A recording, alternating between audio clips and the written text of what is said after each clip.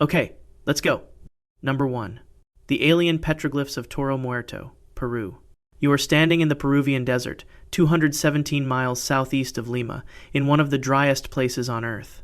The Majez Valley stretches in every direction, black volcanic rock baking under a sky that offers no shade and no relief. And then you see them. Carved into the dark surface of the boulders, covering more than 2 square miles of desert floor, are thousands of figures. Not animals, not hunters, not the primitive stick figures that appear in introductory archaeology textbooks. These are entities with radiating halos extending from structured, layered heads. They wear what appear to be multi-tiered bodysuits with geometric grid lines running along the torso and limbs. Their proportions are not human. Their detail is not accidental. They were carved here, into this rock, more than 1,200 years ago. Toro Muerto is not a fringe discovery. It is one of the largest petroglyph fields on Earth, over 5,000 individual carved boulders across a UNESCO-recognized archaeological zone, documented by the Peruvian Ministry of Culture and referenced in international literature since the 1950s. The Wari culture, a sophisticated Andean civilization dominant between 601,000 CE, is the accepted author. The mainstream interpretation frames the figures as ritual depictions, shamanic entities rendered in the visual language of religious tradition. That is the official position. It is reasonable. It held without incident for decades, while researchers cataloged boulders, mapped sectors, and published findings freely. That changed. And the change was specific. As GPS mapping technology allowed researchers to produce high-resolution coordinate-linked surveys of individual boulders, certain sectors began generating academic attention different in character from what came before. Not because new carvings were found, but because precise anatomical analysis of the humanoid figures in those sectors produced descriptions the wary ritual art framework struggled to absorb. Figures with layered external structures encasing the entire body. Figures with circular radiating elements emerging from helmet-like headgear. Figures rendered with an internal geometric consistency grid lines aligning across separate boulders, as though the carvers worked from a shared visual template rather than individual expression. The moment those specific sectors were GPS mapped and their coordinates entered the published record, security perimeters appeared. Not around the entire site, around those coordinates specifically. Armed patrols now operate in the sectors containing the most anatomically anomalous depictions. Independent investigators who step beyond the state-sanctioned paths are intercepted and removed. No incident of vandalism triggered the response. No structural hazard exists in the terrain. The Peruvian Ministry of Culture has published no explanation for why those sectors, and not others, require physical security that did not exist before the mapping. That perimeter did not exist before the detailed coordinate mapping. That sequence is not in dispute. Some researchers argue the security response is standard conservation management, that any high-profile site benefits from controlled access, and the timing is coincidental. Others propose the Peruvian government is conducting its own restricted survey of the anomalous sectors before findings reach international channels. Most provocatively, a number of independent investigators claim the specific figures triggering the access ban display anatomical detailing that no known wary iconographic tradition accounts for, and that the government's own internal assessment reached the same conclusion before the perimeter went up. What specifically was recorded at those coordinates that required an armed response? Why do the sectors with the most structurally complex, non-human depictions correspond exactly with the sectors now physically restricted?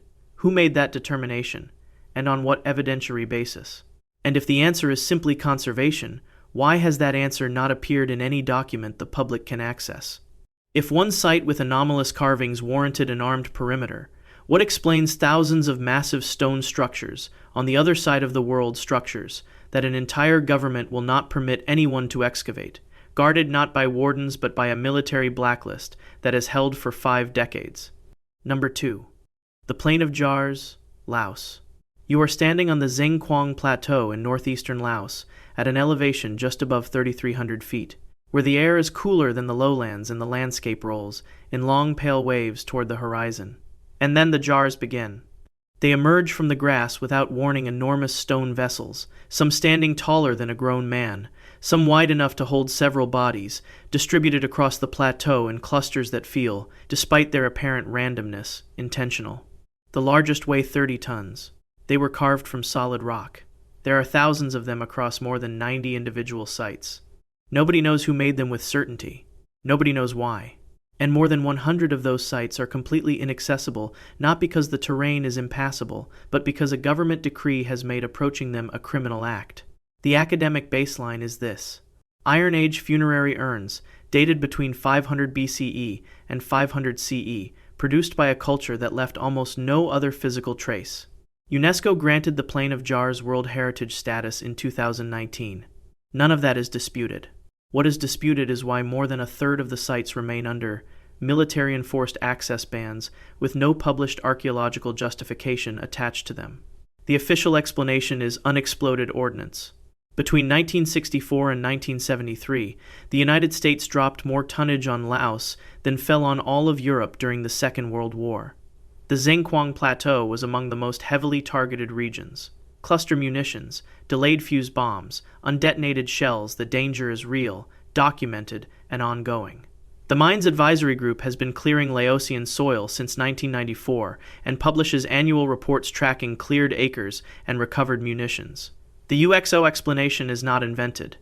It is the most legitimately credible justification on this entire list. It is also insufficient. MAG's published clearance data confirms that dozens of jar sites have been certified ordnance-free. Several of those cleared sites remain closed. The correlation between the sites under the strictest access bans and the sites containing the largest jar concentrations specifically, clusters featuring the tallest and heaviest individual jars, is not explained by any UXO density map. Ordnance does not distribute itself preferentially around the largest stone structures. The access bans do. The Lao government has published no archaeological or security rationale explaining why cleared sites stay restricted, or why jar size predicts access prohibition more reliably than explosive hazard assessment. The 1975 Pathet Lao political transition formalized the restrictions that have defined the site ever since. In the 5 decades since that transition, no independent excavation has been permitted at the restricted sites. No internal excavation reports from those zones have been released. Not one. Some researchers argue the bans are legacy wartime administration bureaucratic inertia rather than active suppression, never formally unwound after the conflict ended. Others propose the Lao government is conducting its own quiet excavation of the most significant sites, controlling findings before they reach international academic channels. Most provocatively, independent researchers claim that photographic and physical evidence of skeletal remains displaying anomalous size characteristics was recovered from within the largest stone jars during restricted access surveys in the 1980s, and that those remains are the specific reason the access ban has survived every round of ordnance clearance. Not one official report has addressed that claim directly. Not one. Why do the strictest bans cluster around the largest jars rather than the highest ordnance densities? What has occurred inside the restricted zones in the 5 decades since 1975? Why does the gap between MAG's clearance certifications and the government's site reopenings continue to widen with no explanation attached? The Egyptian government closed a tunnel before it was opened. At least in Laos, the official explanation has the decency to sound dangerous. What happened beneath the Giza Plateau in the late 1990s had no such cover, just a radar scan, a confirmed cavity, and a termination that came before anyone could look inside. Number 3. The Grand Sphinx Left Paw Tunnel, Egypt. You are standing at Itza before sunrise, in the hour when the plateau is cool and the sky behind the pyramids shifts from black to deep bruised violet. The Sphinx emerges from the limestone bedrock in front of you, 240 feet long, 66 feet high, carved from the living rock of the plateau, its face oriented due east toward the rising sun. It has been here for somewhere between 4,500 and 7,000 years, depending on which geologist you consult. Beneath your feet, the limestone substrate extends downward in compressed layers, ancient seabed, geological record of a world that preceded the pharaohs entirely. And somewhere beneath the left forepaw, according to a ground-penetrating radar survey conducted in 1996 by researchers from Florida State University, there is a cavity. Not a natural dissolution pocket. A rectangular space approximately 30 feet below the surface, with geometry that limestone does not produce on its own. The idea of a chamber beneath the Sphinx is not new. Edgar Cayce, the American self-described psychic, predicted in the 1930s that a hall of records, a repository of knowledge from a lost antediluvian civilization, lay buried beneath the monument's front paws. For decades that claim belonged exactly where it was filed. Esoteric speculation. What changed in 1996 was not the claim. What changed was the equipment. The SCORE Foundation, working with Florida State University researchers, conducted a ground-penetrating radar survey of the Giza Plateau under a permit issued by the Egyptian Antiquities Authority. The methodology was standard applied geophysics.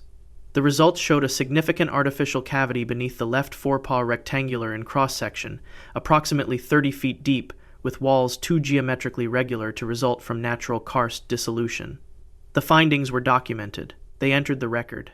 Then the Supreme Council of Antiquities, under Secretary General Zahi Hawass, terminated the project. The official response was procedural. The survey lacked the full scope of permissions required for subsurface investigation at a protected national monument. Findings were preliminary. No excavation had been authorized. That is Hawass's stated position, on record, in multiple public interviews. It is a coherent institutional argument bureaucratic process exists for legitimate reasons at one of the most sensitive sites on Earth. Here is where it gets strange. In the years following the 1996 survey, multiple independent teams submitted properly structured applications to the Supreme Council requesting permission to conduct non-invasive radar scans of those same coordinates. Those applications were denied. Not deferred. Denied. No counterscan was commissioned by the SCA to verify or refute the Florida state findings. No official geological assessment of the cavity's origin was published. On at least one subsequent occasion, equipment arrived at the site and ground preparation for drilling began. The project was terminated within 48 hours. The call came. Everything stopped. The SCA has never published a geological analysis demonstrating the detected cavity is natural. That analysis, if it exists, has not entered the public record. What has entered the public record is the cavity's location, its rectangular geometry, and the consistent pattern of denial that has surrounded it for nearly 3 decades. Some researchers argue the cavity is a natural limestone dissolution feature. Karst pockets are common in the Giza substrate, and 1996 radar resolution cannot support architectural conclusions. Others propose it is an unrecorded dynastic burial chamber, sealed during a transitional reign.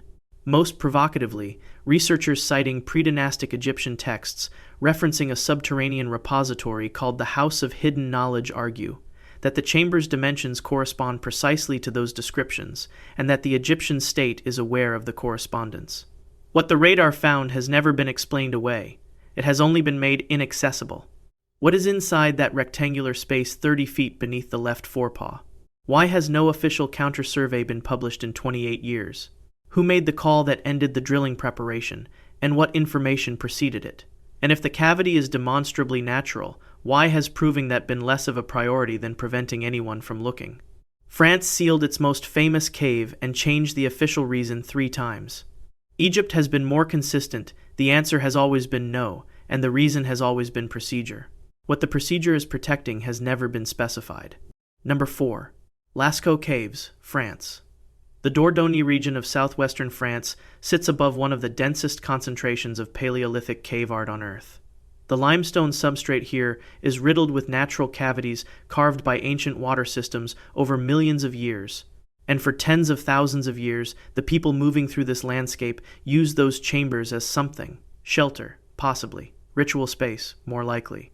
What is not contested is the quality of what they left behind. Lascaux was discovered in 1940 by 4 teenagers, following a dog into a collapsed root cavity in the hillside. What they found at the bottom of that shaft has never been adequately explained by PRAC, the developmental model of human cognition that most archaeology textbooks still teach. The paintings inside, approximately 600 individual figures across the chamber walls and ceilings, are not primitive. They are compositionally sophisticated, anatomically precise, rendered in pigment layering techniques that require advanced preparation of materials, understanding of mineral chemistry, and deliberate artistic planning across multiple sessions. The horses have musculature. The bulls have weight. Certain figures use intentional distortion to account for the curvature of the rock surface, a technique European academic painters were formally teaching in the 15th century CE. These paintings are 17,000 years old. The caves opened to the public in 1948 and drew approximately 1,200 visitors per day at peak. In 1963, the French Ministry of Cultural Affairs closed them permanently. The official reason was biological contamination. Carbon dioxide and humidity from thousands of daily visitors had triggered algae and fungal growth, threatening the pigment integrity of the paintings. The remediation required total environmental isolation. The closure was described as temporary. It has now lasted 61 years. The biological explanation is scientifically coherent. Carbon dioxide accumulation genuinely damages carbonate-based pigment systems, and the Lascaux algae crisis of the late 1950s is documented in peer-reviewed conservation literature. None of that is fabricated. The problem is the timeline and the specificity of what the contamination narrative consistently fails to address.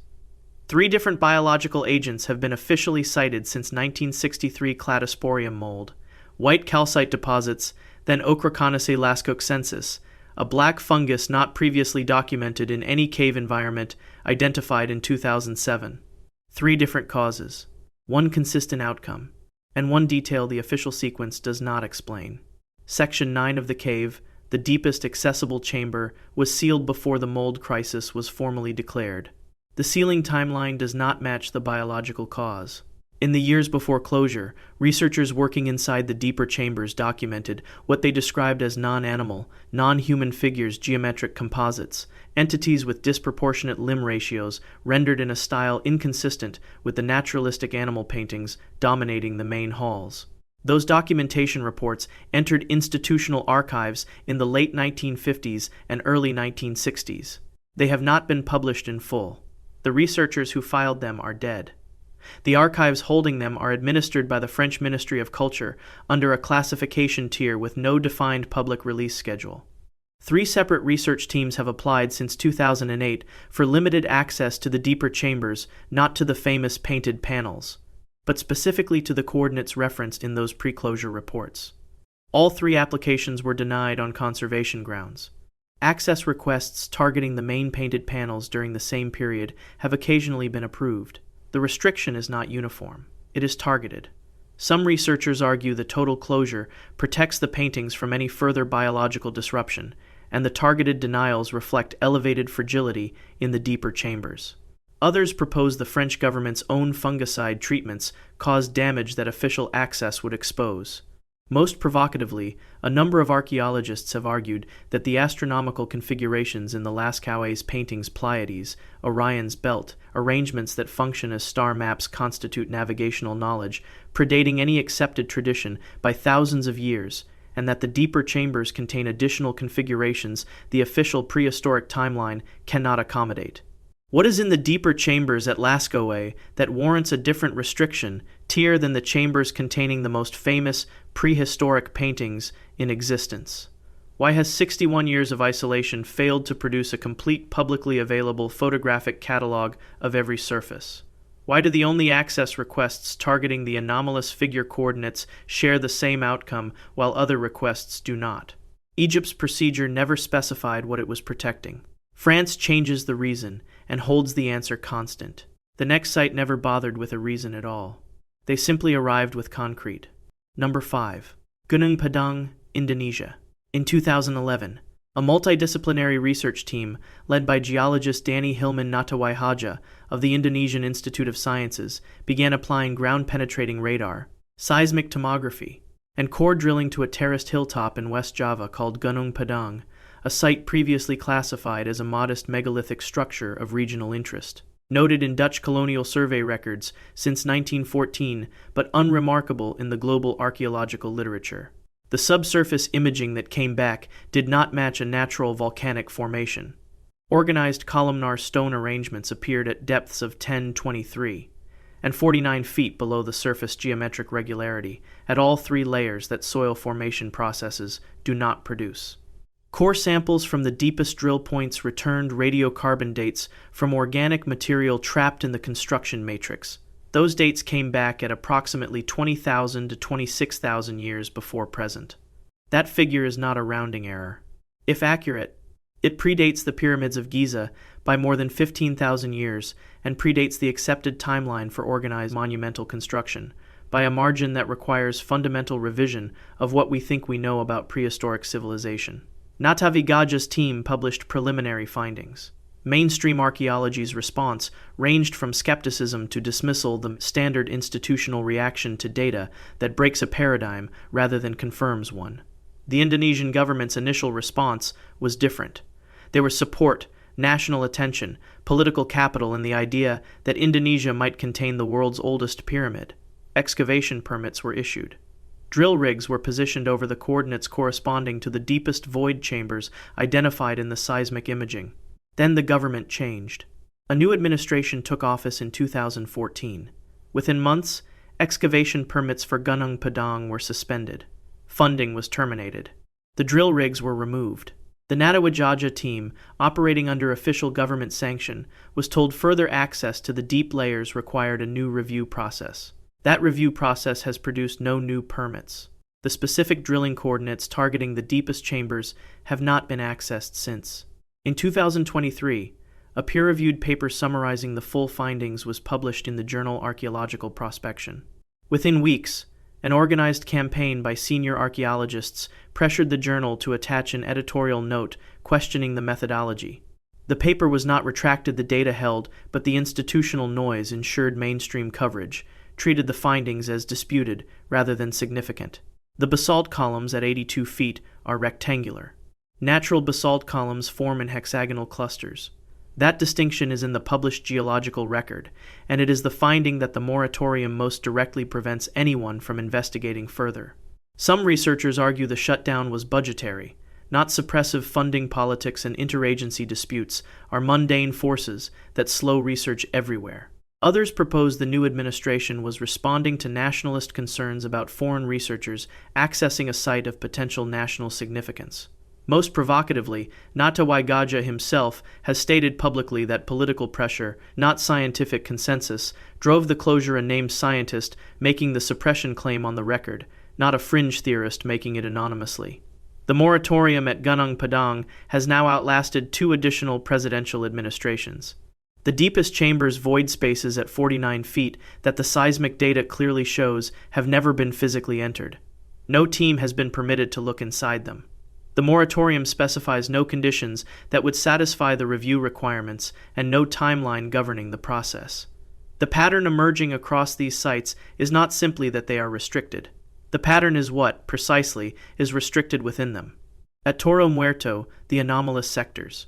At the Plain of Jars, the largest vaults. At the Sphinx, the coordinates of the cavity. At Lascaux, the deeper chambers. At Gunung Padang, exclusively the void spaces at depth. The surface remains accessible. The mechanism changes. The category of access withheld does not. France changed its reason 3 times and held the answer constant. Indonesia requires no reason. A moratorium needs only indefinite extension. Mexico gave a reason so transparently inadequate that its inadequacy has become its own form of evidence. Number 6. Chichen Itza, Mexico. On the spring equinox, at a precise moment in the late afternoon, the angle of sunlight against the northwest balustrade of El Castillo produces a shadow along the staircase edge that moves like a serpent descending from the pyramid's summit toward the base. The effect lasts approximately 34 minutes. It has occurred every equinox for over 1,000 years. The engineering required to produce that specific optical result at that specific astronomical moment, oriented to within fractions of a degree, was not accidental. The pyramid's 4 stairways contain 91 steps each. Combined with the summit platform, the total is 365. El Castillo is a functioning calendar built in stone by people who understood the solar year, with a precision that the accepted timeline of Mesoamerican development struggles to fully explain. That is the officially celebrated version of Chichen Itza. It appears in UNESCO citations, tourism materials, and government promotional content. What appears less prominently is what the pyramid contains and what has been found beneath it. The interior structure has been documented since the 1930s, when Mexican archaeologists discovered that El Castillo is not a single pyramid, but a pyramid built around an earlier, smaller one. Inside the outer shell, a steep internal stairway climbs to the summit of the inner structure. At the top sits a chamber containing 2 artifacts. A chakmul, a carved reclining figure, and a jaguar throne painted red, inlaid with jade, its eyes made from polished pyrite. These are in the published archaeological record. What came next is less thoroughly publicized. In 2016, researchers from the National Autonomous University of Mexico, using electrical resistivity tomography, detected a cavity beneath El Castillo that corresponds to neither the outer pyramid nor the known inner one. The cavity sits at depth, in the direction of a natural cenote, a limestone sinkhole already known to exist approximately 66 feet from the pyramid's northern face. The Gran Acuífero Maya research project, which produced this finding, suggested the cavity and the cenote may be hydrologically connected. The full dimensions of the cavity have not been resolved because resolving them requires physical access that has not been granted. A pyramid within a pyramid within a pyramid, and a sinkhole beneath all of them. None of that changed the access policy. The Mexican government's reason for restricting tourist entry to El Castillo, formalized following visitor fall in 2006, and maintained as permanent policy since is structural preservation. Foot traffic volume was measurably damaging the 1,000-year-old limestone steps. That is a reasonable conservation argument. It does not explain why the access restriction extends to the cenote, which tourists were never climbing, or to the subsurface cavity, which tourists had no means of reaching. Structural preservation of a staircase surface does not require restricting sonar share, equipment in a water-filled limestone sinkhole 66 feet from the pyramid's base. Electromagnetic measurements taken in the vicinity of El Castillo have recorded localized field fluctuations inconsistent with readings from the surrounding landscape. The anomalies are strongest along the axis connecting the pyramid's northern face to the cenote. Researchers have noted the readings are stronger than water movement through an underground channel would typically produce alone. No independent team has been permitted to investigate why. Some researchers argue the 2006 closure was triggered by the visitor fall and the subsurface restrictions reflect standard INAH caution during ongoing analysis. Others propose that internal survey data predating the 2016 UNAM publication informed the closure decision years before the cenote connection became part of the public record. Most provocatively, a subset of researchers argues that the electromagnetic anomalies detected along the pyramid to cenote axis are not geological in origin, and that the government's own measurements reached that conclusion before the perimeter was finalized. What triggered the 2006 ban before the UNAM cenote discovery was published? What do the internal 1A surveys from that period show? Why does the access restriction cover a hydrological feature no tourist could have damaged? And why has a decade of ongoing research produced no publicly available data from the deepest cavity beneath Mexico's most visited archaeological site? Indonesia offered no reason. Egypt offered procedure. France offered mold in 3 iterations. Mexico offered a tourist fall and a staircase. The pattern of explanations is almost as revealing as the pattern of restrictions, each calibrated to sound just plausible enough to deflect immediate challenge, just vague enough to be impossible to disprove, and just narrow enough to never address what is actually being withheld. The next site dispensed with explanation entirely and went straight to a perimeter. Number 7. Stonehenge, United Kingdom. You do not walk among the stones at Stonehenge. You have not been able to for nearly 5 decades. The current perimeter fence keeps visitors approximately 33 feet from the nearest sarsen close enough to photograph, far enough to prevent any contact with the structure itself. 800,000 people per year make the approach, circle the barrier, and leave. The monument has been managed this way, under English heritage and subsequently historic England, since access restrictions began tightening in the late 1970s, and the full exclusion zone was formalized through the 1980s. The stones themselves are extraordinary by any honest accounting. The outer sarsen ring dates to approximately 2500 BCE, though evidence of site use extends back to around 3000 BCE. The largest sarsens weigh 25 tons and were transported from Marlborough Downs, 25 miles north. The blue stones smaller, weighing up to 4 tons each, originated in the Preseli Hills of Wales, approximately 150 miles away. No proposed method for moving either set of stones across that terrain, without wheeled vehicles or draft animals capable of bearing the load, has been successfully demonstrated at full scale using period-accurate tools. The honest answer in the peer-reviewed literature is that the mechanism remains unresolved. What is resolved, with precision, is the astronomical alignment. The monument's primary axis orients to the midsummer sunrise and the midwinter sunset opposite points on the solar calendar captured in a single geometric line running through the center of the structure. The heel stone, positioned outside the main ring on the northeastern approach, aligns with the midsummer sunrise when viewed from the monument's center. Modern surveyors using instruments unavailable in 2500 BCE have confirmed the accuracy to within fractions of a degree. That level of intentional astronomical precision is not consistent with the cognitive and organizational capabilities mainstream archaeology typically assigns to Neolithic Britain. The ley line hypothesis exists outside mainstream archaeology and has remained there. Alfred Watkins coined the term in 1921 after noticing that certain ancient sites in England appeared to fall on straight alignments crossing the landscape. Later researchers expanded the concept to argue that these alignments marked channels of geomagnetic or telluric current that ancient builders deliberately sited their monuments to interact with subsurface energetic flows. Stonehenge sits at the intersection of several proposed alignments, including the St. Michael line running across southern England. The mainstream dismissal of this framework is consistent and well-founded. The electromagnetic measurement data underlying it is less easy to dismiss. The British Geological Survey has documented that Stonehenge sits on chalk deposits underlain by significant aquifer systems. The Preseli Hills bluestones contain dolerite and rhyolite with measurable magnetic mineral content. Multiple independent research teams using magnetometers have detected anomalous electromagnetic readings in the interior of the stone circle readings that fluctuate seasonally, peak around the solstices, and do not match the field environment measured outside the ring at equivalent distances. Historic England has not commissioned an independent electromagnetic survey of the site interior. The closest the official record comes to addressing these readings is the absence of any official position on them.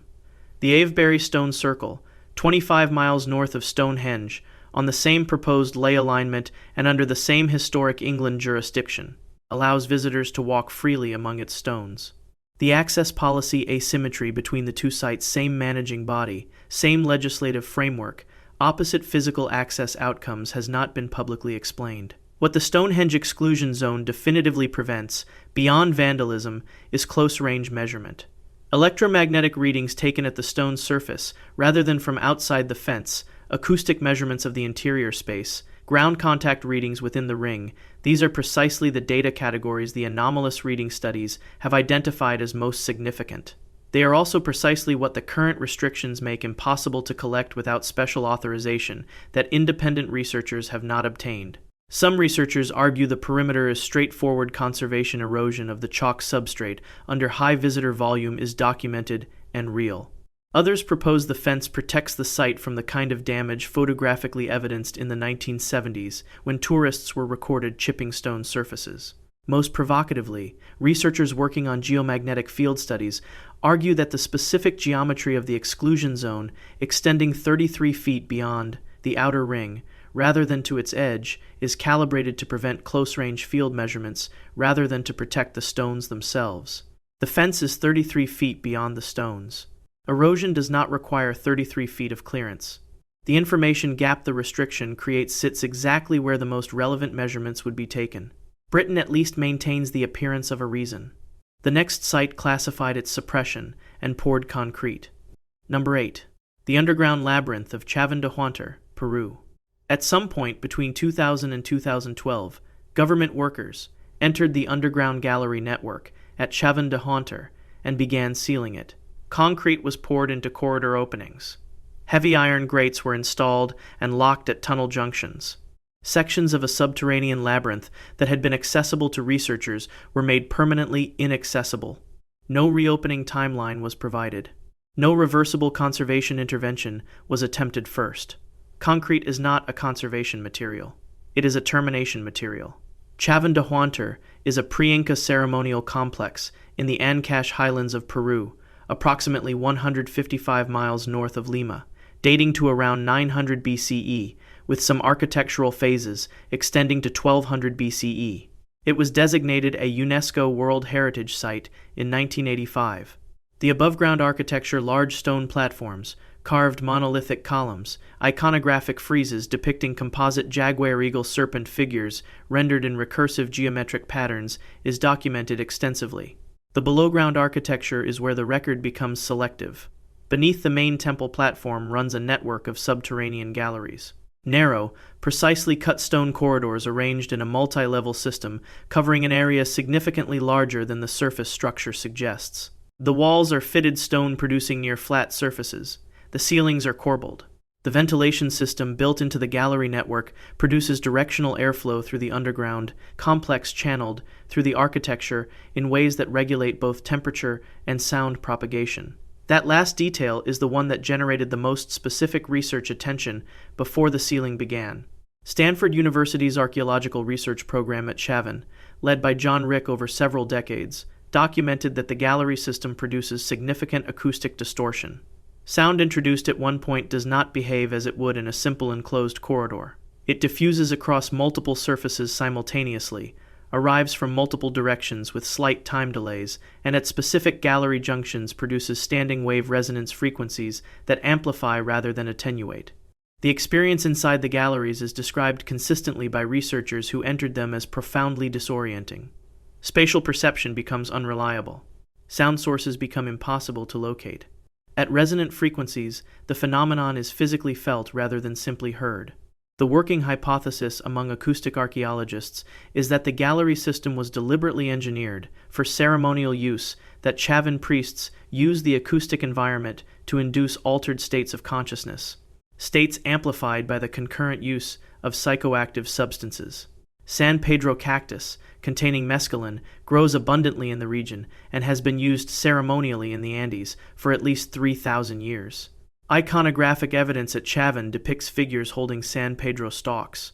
A chemically altered neurological state combined with a deliberately engineered environment producing spatial disorientation and sound source confusion produces experiences that are not difficult to characterize. The Peruvian Ministry of Culture's stated justification for the ceiling was structural instability. The Andean highlands are a high seismic zone, and the 1970 Ancash earthquake, magnitude 7.9, caused documented structural damage at the site. The seismic risk is real. It does not map cleanly onto the ceiling pattern. Seismic risk is uniform across an underground network. The concrete fills were not. The sections sealed were specifically and disproportionately the deeper gallery levels, the same sections Stanford's acoustic research had identified as producing the strongest resonance effects. The upper galleries, less acoustically complex, remained partially accessible. Some researchers argue the ceiling followed standard UNESCO conservation protocol for seismically vulnerable subterranean architecture. Others propose the acoustic disorientation properties of the deeper tunnels made them genuinely hazardous for unsupervised visitor access. Most provocatively, independent Peruvian archaeologists have claimed that anomalous skeletal material was recovered from the deepest sealed galleries before the concrete was poured, and that no official catalog of those remains has ever been published. Research teams that have attempted to obtain access to the sealed sections through the formal Peruvian Cultural Heritage Permit system have not been rejected. They have been processed, reviewed, and returned with requests for additional documentation, which when submitted trigger requests for further additional documentation. The process does not conclude. It continues indefinitely. The sections of the gallery network producing the most significant acoustic anomalies are the ones now behind concrete. What sits beyond them is not publicly known. The next site kept everything above ground and still classified it, then pointed to the soil and called it confirmation. Number 9. Qin Shi Huang's Imperial Tomb Mound, China. The Chinese government promotes the terracotta army with considerable institutional enthusiasm. 8,000 ceramic figures arranged in battle formation across 3 excavation pits, a dedicated museum complex built directly above the dig site, elevated walkways allowing tourists to observe conservation work in progress. The openness is deliberate and carefully maintained. The terracotta army sits approximately 1 mile east of the actual burial mound of Qin Shi Huang, China's first emperor. That distance is significant. Everything the government shows you is east of the thing it will not let anyone approach. The burial mound itself rises approximately 250 feet above the Shanxi Plain. It has not been excavated. It has not been subjected to systematic ground-penetrating radar survey producing publicly released data. Independent drone mapping of the mound is prohibited under Chinese airspace regulations. The perimeter is maintained by People's Liberation Army personnel. The classification status of whatever internal survey data the Chinese government holds has not been disclosed. The tomb has been known to exist for over 2,000 years. Its interior has not been breached. The historical record on the contents is unusually specific for a site no modern researcher has entered. Sima Qian, China's preeminent Han Dynasty historian, writing approximately a century after Qin Shi Huang's death in 210 BCE, described the tomb's interior in his records of the tomb's interior, in his records of the quote, Ratwanao, historian with a precision that reads less like legend and more like documentation drawn from sources with direct construction knowledge.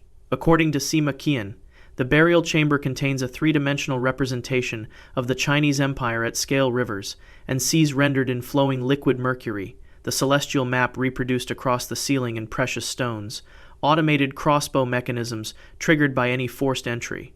100,000 laborers built it. Those with knowledge of the internal layout were sealed inside upon completion to ensure the design could not be disclosed. Sima Qian was not a mythographer. He was a rigorous court historian whose other accounts have been repeatedly corroborated by subsequent discovery. His description of the terracotta army, considered legendary until farmers drilling a water well broke into the first pit in 1974, proved accurate in its broad outlines. The question of whether his account of the main burial chamber is equally reliable has not been testable, because the chamber has not been opened. The Chinese government's position is that current technology is insufficient to excavate without causing irreversible damage to the contents, and the project should wait for conservation science to advance. That position has been maintained without revision through decades in which archaeological conservation technology has advanced substantially. The mercury detail has attracted the most sustained scientific attention because it is the one that has been partially tested. Soil sampling conducted around the burial mound perimeter in the 1980s detected mercury concentrations significantly above background levels concentrations, consistent with a large quantity of DACA, liquid mercury stored in an enclosed subterranean space and slowly volatilizing through the soil over 2 millennia. The anomaly is documented and peer-reviewed. It means the specific detail Sima Qian recorded about rivers of flowing mercury is almost certainly not legend. Something beneath the sealed tomb of China's first emperor is generating an anomalous chemical signature in the soil above it. What that something is, in its full extent, remains behind a military perimeter. The stated rationale for delaying excavation does not account for the prohibition on non-invasive scanning. Ground-penetrating radar and seismic tomography do not disturb buried artifacts. They produce data. Prohibiting that data collection by external researchers is not a conservation measure. It is an information restriction. The distinction matters. Some researchers argue the military jurisdiction is standard for any site of supreme national cultural significance in China, that the security classification reflects political symbolism rather than active concealment. Others propose the mercury concentrations indicate the interior remains chemically active and presents genuine excavation hazards beyond the standard conservation concerns. Most provocatively, researchers have argued that the mercury circulation system and three-dimensional astronomical mapping Sima Qian describes represent engineering knowledge inconsistent with what mainstream archaeology attributes to 3rd century BCE China, that the tomb contains evidence of a technological tradition. The accepted timeline has no category for. What is confirmed? The mercury is there. The mound is sealed. The scans have not been permitted. The final site on this list required no burial mound, no military perimeter, no earthen cover of any kind. The mercury was left in the open, inside a tunnel beneath a pyramid, and a robotic camera was sent in to look at it. Then the updates stopped. Number 10. The subterranean vaults of Teotihuacan, Mexico. In 2003, a heavy rainstorm opened a sinkhole at the base of the Temple of the Feathered Serpent at Teotihuacan, Mexico. When archaeologists investigated the collapse point, they found a tunnel entrance deliberately concealed beneath compacted fill, leading into a subterranean passage extending approximately 330 feet, directly beneath one of the most studied pre-Columbian monuments in the Western Hemisphere. The tunnel had been sealed for an estimated 800 years. Teotihuacan had been under continuous archaeological investigation since the late 19th century. No one had found it. The excavation that followed was led by Sergio Gómez Chávez of the National Institute of Anthropology and History of Mexico and took nearly a decade. The The tunnel's interior yielded thousands of ritual objects, jade figurines, obsidian blades, rubber balls, pyrite mirrors, preserved organic material, animal remains, and seeds arranged in configurations suggesting deliberate cosmological intent. The tunnel walls were coated in powdered pyrite, causing the entire passage to glitter under artificial light like a rendered star field. All of this is in the published record. None of it is disputed. What is discussed with considerably less institutional enthusiasm is the mercury. Soil analysis conducted during excavation detected significant concentrations of liquid mercury pooled in chambers at the tunnel's deepest penetration point. Not trace contamination. Deliberate deposits of liquid mercury placed in the lowest chambers of an underground vault beneath a pyramid by a civilization that built Teotihuacan at a scale and precision archaeology still cannot fully account for. The mercury at Teotihuacan and the mercury in the sealed burial chamber of China's first emperor are separated by 7,500 miles and several centuries. Both governments have responded to its discovery by significantly restricting further access to the sites where it was found. Two continents, two civilizations with no documented contact, both placing liquid mercury in their most sacred subterranean spaces. That is not a pattern anyone has officially explained. In 2013, a remote-controlled robot, the Tlaloc 2-TC, was deployed into the tunnel's final chambers because mercury concentrations made direct human entry a contamination risk. The probe's cameras transmitted the first images anyone had seen of that space in 18 centuries. The excavation team described the feed as containing material requiring further analysis before public disclosure. Updates became less frequent. Then they effectively stopped. Tourist access to the tunnel was not opened. Physical entry into the subterranean system remained heavily restricted. The official position is that ongoing conservation concerns and the mercury environment make unrestricted access inappropriate. Liquid mercury in an enclosed space is genuinely toxic. It is also a rationale that, applied consistently, should have produced comprehensive remote sensing data released for independent scientific review. That data has not been released. What the robotic feed showed in full has not been made public. What the mercury configurations in those chambers indicate whether they match known Teotihuacan ritual practice or suggest something the existing interpretive framework cannot accommodate has not been described in any document available to independent researchers. The deepest chamber detected by ground-penetrating radar, a fourth space beyond the three excavated antechambers, has not been officially excavated and has been absent from INAH public communications since 2015. The gap between the ongoing public narrative and the absence of published findings from that fourth chamber is not explained by mercury hazard alone. Teotihuacan was not built by the Aztecs. They arrived centuries after the city had already been abandoned and named it the name means, in Nahuatl, the place where the gods were created, or the place where men became gods. They did not know who built it. Neither, with any certainty, do we.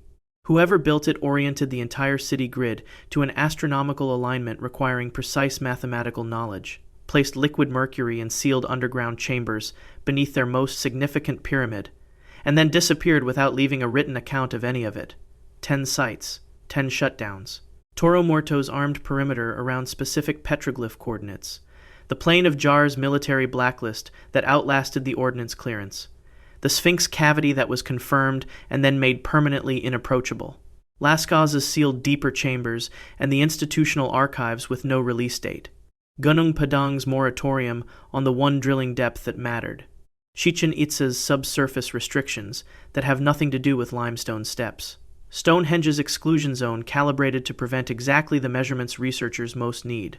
Chavin's concrete fills targeting the acoustically anomalous galleries specifically. The tomb mound in Shanxi with mercury in the soil and a military perimeter above it. And a robotic camera feed from 330 feet beneath a pyramid in Mexico that the public has not seen in full. 6 countries, 4 continents, 17,000 years of human activity, 1 consistent behavioral signature. The moment investigation reaches a particular depth, literal or otherwise, the access ends, the explanations become vague, and the information stops moving.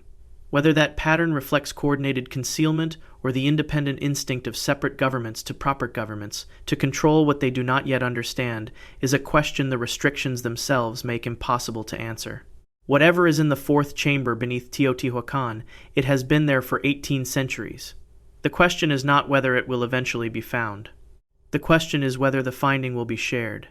From Peru to China, from Laos to Mexico, something is being held at a specific distance from public knowledge, and the consistency of that distance, across cultures and centuries and governments that share no other obvious coordination, is the most unsettling data point of all. If any of these sites changed how you see the official record, tell us in the comments and let us know where in the world you're watching from. If you want to keep pulling on threads that most channels leave alone, subscribe. We'll be here.